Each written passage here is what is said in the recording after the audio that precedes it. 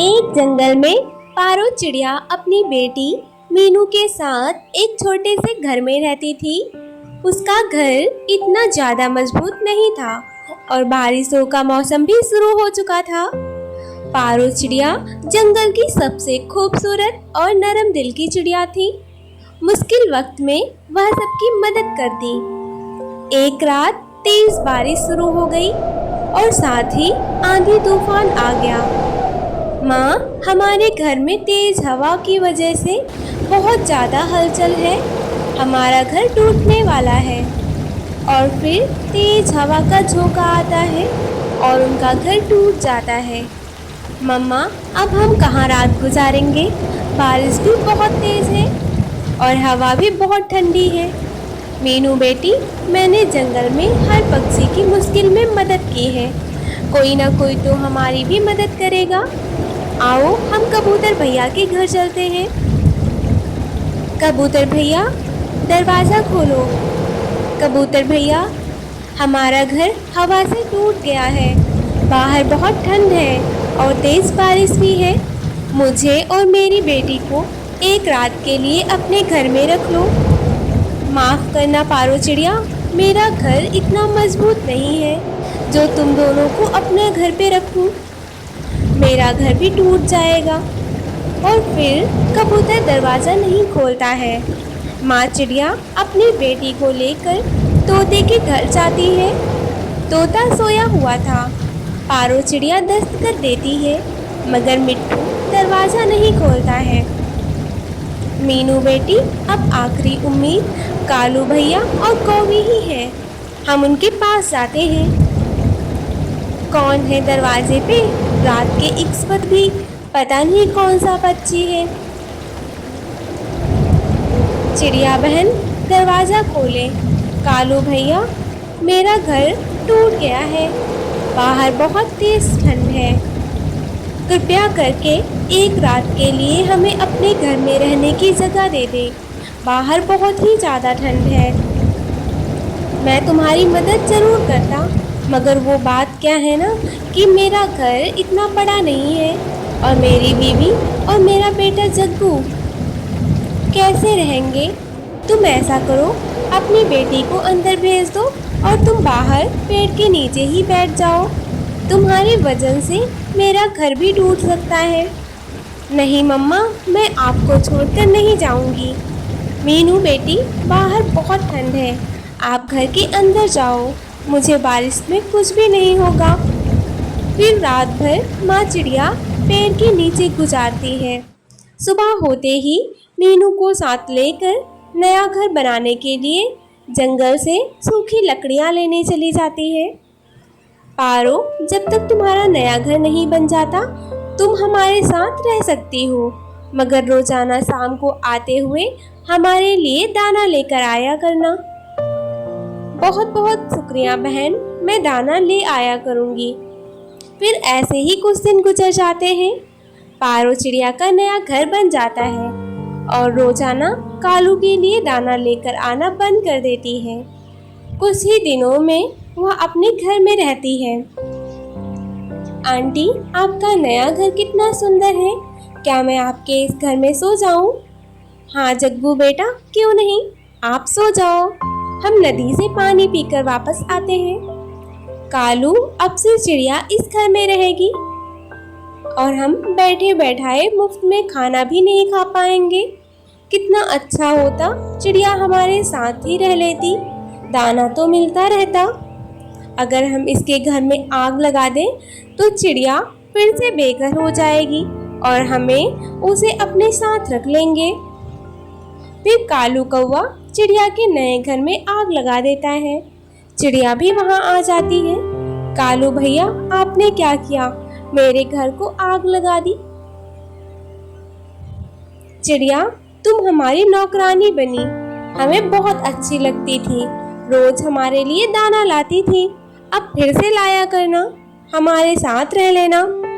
कालू भैया, आपका बेटा जग्गू इस घर में सोया हुआ था। यह सुनते ही उन दोनों की तो दुनिया ही उजड़ गई। मगर अब आग बहुत ज्यादा फैल चुकी थी और जग्गू को बचाना नामुमकिन था। चिड़िया, मैंने सुना है तुम्हारा बेटा कल शाम तेज तूफान में कहीं खो गया है। यह तूफान कई पक्षियों की जान ले गया। कुक्कू तो फिर भी एक छोटा बच्चा था, वो कहाँ बचा होगा। ऐसा ना कहो मिट्ठू भैया, मेरा बेटा जरूर लौट कर आएगा। मेरा बेटा जिंदा होगा, मैं उसे ढूंढ लूंगी। ऐसे ही रात हो जाती है। कुक्कू एक पेड़ पर बैठा रो रहा होता है। इतनी रात में मैं कहाँ जाऊंगा? मेरी मम्मा, मुझे ढूंढ लो, मुझे बहुत डर लग रहा है। फिर कुक्कू को सामने एक घर नजर आता है। कुक्कू वहां जाने का फैसला कर लेता है। इस वक्त कौन आ गया? भूख से बुरा हाल है, उठकर दरवाजा खोलना भी मुश्किल लग रहा है। जब चील दरवाजा खोलती है तो उसकी आंखें खुली की खुली रह जाती हैं। आप ना तो कौवी हैं ना चिड़िया, आप जो भी हैं मुझे अपने घर में रख लें। मैं तेज तूफान में अपनी मम्मा से दूर हो गया हूँ। मैं ना तो कौवी हूँ और ना ही चिड़िया हूँ। तुम मुझे बड़ी अम्मा करके पुकार सकते हो। चील कुक्कू को अपने घर में ले आती है। तुम यहाँ बैठो, मैं किचन में थोड़ा काम करके आती हूँ। वाह रे मेरी किस्मत, ऐसा तो पहली बार हुआ है कि कोई पक्षी खुद चलकर मेरे पास आया हो कि ये लो चील, मुझे खा लो। कुक्कू भी चील के पीछे पीछे आ जाता है। भूत भूत, कहाँ है भूत? बड़ी अम्मा तो डर गई। कुक्कू हंसने लगता है। बड़ी अम्मा, आप क्या बना रही हैं? मैं आलू का शोरबा बना रही हूँ। आलू का शोरबा मैं भी पीऊँगा, क्या आप मुझे भी देंगी? चील चुप रहती है और उसे देखती रहती है। कुक्कू छोटी छोटी शरारतें कर रहा था। चील कई सालों से अकेली रह रही थी। इसी वजह से कोई उससे बातें करता है तो वो बहुत खुश हो गई। चील को बहुत अच्छा लग रहा था। थोड़ी देर बाद चील कुक्कू की तरफ बढ़ती है। कुक्कू पीछे दरवाजे से सट जाता है। आप मुझे भी मारने वाली हैं? क्या आप आलू के शोरबे में मुझे भी पका के खाएंगी? आप ऐसा ना करें, मैं अभी बहुत छोटा हूँ। कुक्कू की ये प्यार भरी बातें चील का दिल जीत लेती हैं। चील कुक्कू को अपने गले से लगा लेती है। माफ़ करना बच्चे, मगर अब मैं आपको कुछ नहीं करूँगी। आप बहुत प्यारे हो। क्या तुमने अपनी माँ से कभी चील के बारे में सुना है? हाँ, मुझे पता है। चील बहुत खतरनाक होती है। मम्मा कहती है चील को देखकर छुप जाना चाहिए, मगर मैंने कभी चील नहीं देखी। मैं चील हूँ, मेरा नाम माही चील है। क्या आप चील हैं? मुझसे डरो ना मेरे बच्चे, मेरे पास आ जाओ, मैं तुम्हें कुछ नहीं करूँगी। फिर चील सारी रात कुक्कू को प्यार से अपने साथ सुलाती है। सुबह हो जाती है। मम्मा चिड़िया भी कुक्कू को ढूंढते ढूंढते अपने घर से बहुत दूर निकल जाती है। मेरे बच्चे, क्या आपको भूख लगी है? हाँ, मगर मुझे अपनी मम्मा के पास जाना है। कृपया करके आप मुझे मेरी माँ के पास छोड़ आएं। हाँ, ज़रूर, क्यों नहीं। फिर माही चील कुक्कू को साथ लेकर उड़ती है। वो उसे बाग में लेकर जाती है। उनके फल लगे थे। लो बेटा, तुम भी खा लो, रात से भूखे हो, और मैं भी खा लेती हूँ। फिर चील थोड़ी दूर जाकर आम खाने लगती है। इतनी ही देर में वहाँ एक कालू कौवा आ जाता है। ये बाग मेरा है। छोटे बच्चे, तुम यहाँ क्या कर रहे हो? चलो चलो, भागो यहाँ से। अंकल, मैं अपनी बड़ी अम्मा जी के साथ यहाँ आया हूँ। कौन है तेरी बड़ी अम्मा? कुक्कू चील को आवाज देता है। चील वहाँ आ जाती है।